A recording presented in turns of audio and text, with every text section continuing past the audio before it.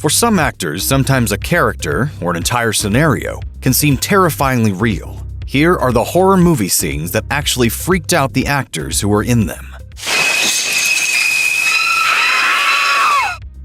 Director Ridley Scott replicated a lot in his 1979 horror classic Alien, like the isolation of deep space and the unsettling aesthetics of artist H.R. Giger. But one thing he couldn't conjure up was authentic fear in his actors. For the film's most shocking scene, in which one of the Nostromo's crew members births an alien creature out of his chest at the dining table, he got the reaction he wanted by simply not telling his cast what was going to go down. How does that happen? It happens, my dear, because that's what the company wants to happen. In the book Cinema Alchemist, Alien art director Roger Christian details how, while the rest of the cast were kept away from the set, Scott had the crew lay actor John Hurt under a dummy body placed on the table, with only his head and arms exposed. Underneath, the special effects crew worked a blood pump and an alien puppet head. The results are about as genuine as they come.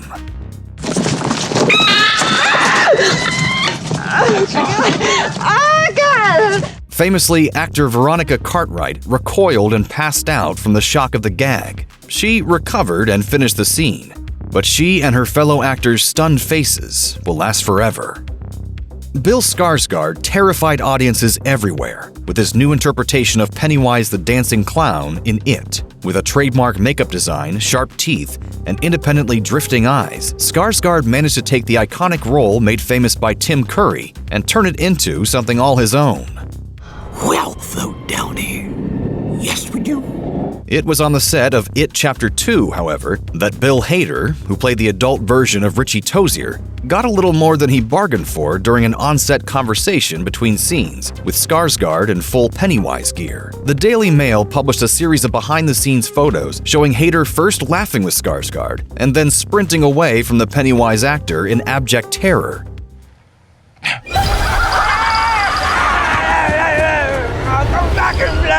As Hader would clarify during an episode of Conan, his fear was real, as Skarsgård had revealed that the signature traveling eye of Pennywise was something Skarsgård could do in real life. Hader admitted during the press circuit that he struggles to act scared, frequently smiling or laughing as a defense mechanism, but credits Skarsgård's ability to scare him for his fearful performance as Richie.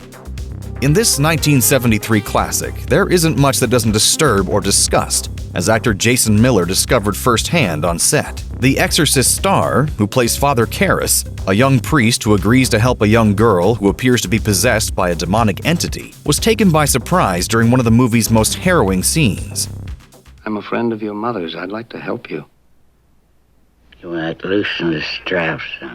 It's an iconic moment when Linda Blair's Reagan projectile vomits on Karras, who is attempting to perform an exorcism on the young girl.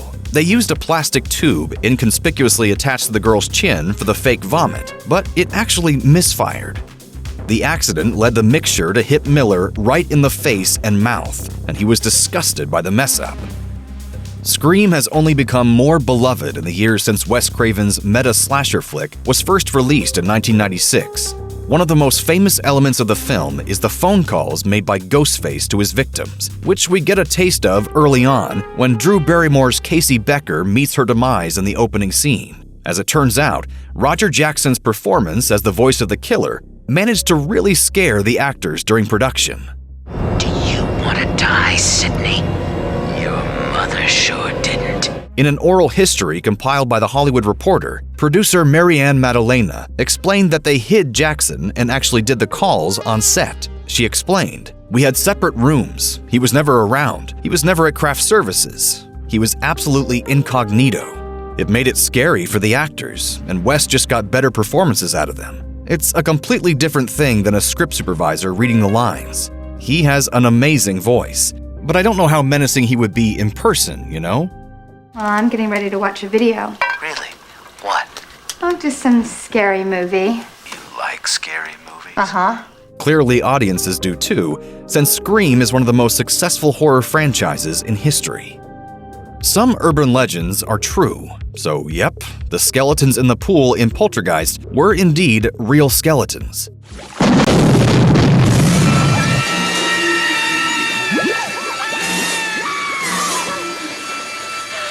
Actress JoBeth Williams was terrified to film the scene, but not because of the skeletons. The actress didn't actually know she was working with real skeletons until after the film wrapped. What scared Williams was a potential for electrical shock, with all the production's live wires about the soaking wet area. To settle her fears, producer Steven Spielberg jumped into the pool with Williams, telling her, "Now if a light falls in, we'll both fry." That seems to have helped her get through the scene, at least. I feel good, Steven, I really do.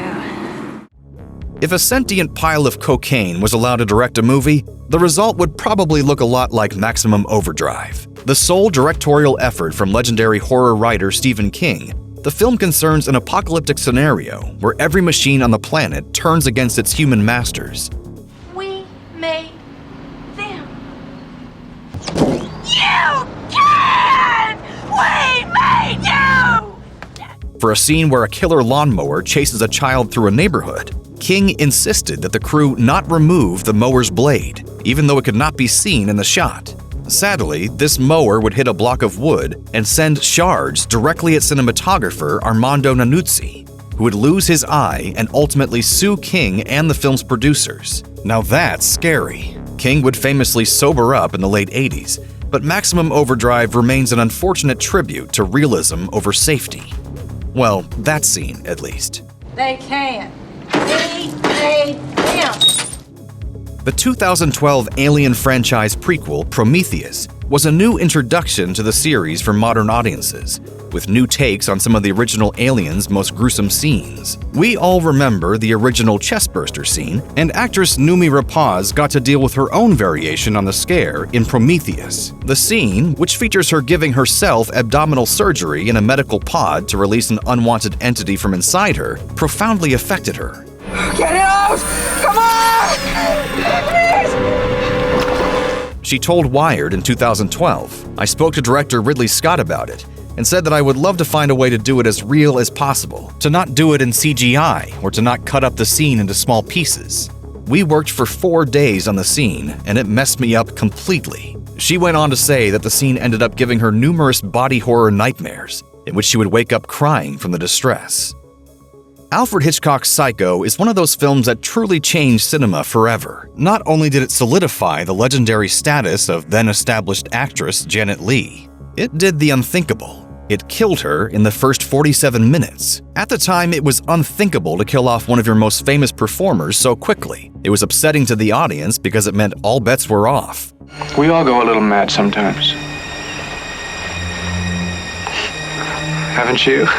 This established an unshakable sense of dread that no one would forget. But what was more shocking than the decision to slay Janet Leigh so quickly was the lasting impact that scene had on her psyche. After watching herself get murdered in the shower, she seldom took one again unless absolutely necessary. In an interview with the New York Times in 1996, 35 years after the original release of Psycho, she admitted, "I stopped taking showers and I take baths. Only baths." That is, unless she's staying somewhere that only has a shower, like a friend's place or a hotel. So how does she get around it in that case? She said, "I make sure the doors and windows at the house are locked, and I leave the bathroom door open and shower curtain open. I'm always facing the door, watching, no matter where the shower head is."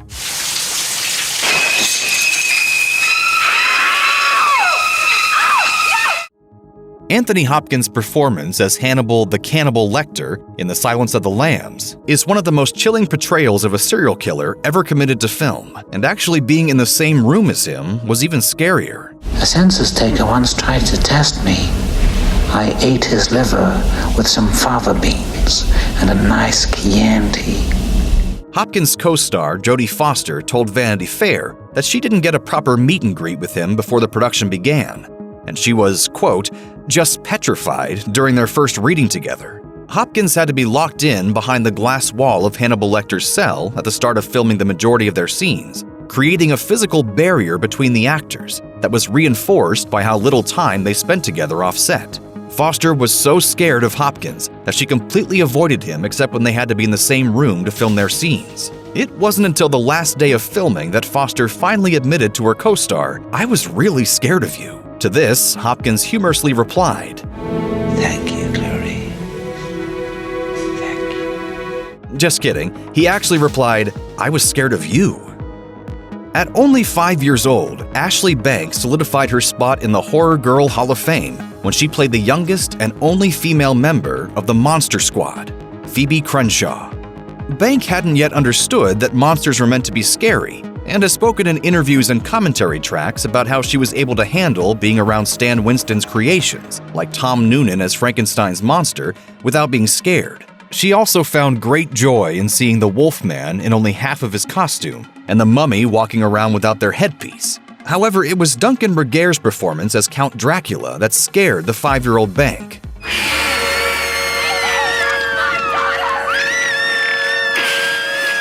Banks' reaction is one of the best moments of the film, but it was also one of sincere terror, as Bank had yet to see Dracula with his red contacts and sharp fangs in. Fortunately though, Bank was not traumatized by the experience, and happily shared the story on the commentary track for the Monster Squad. If you flipped on Willy Wonka and the Chocolate Factory at the right moment, you'd be mistaken for some psychedelic 70s experimental horror. We all know the nightmarish scene in question. Wonka's paddle steamer floats down the chocolate river and into a tunnel where golden ticket holders experience their first acid freakout. What is this, a freakout? Pitch darkness breaks as randomized colors start flashing. Subliminal video clips project anything from insects crawling over faces to beheaded chickens. And Gene Wilder's deranged performance as Wonka goes from eerie singing to enthusiastic screaming directly at his passengers. Thanks to director Mel Stewart, you can see the abject terror plastered on the faces of children and adults alike in the scene. He didn't tell any of the performers how Wilder would behave in character for that particular sequence, which led some of the younger actors to believe Wilder was suffering a very sincere, very alarming psychotic breakdown. All that confusion, anxiousness, and full-blown terror is real. Why don't they show stuff like that on TV? I don't know.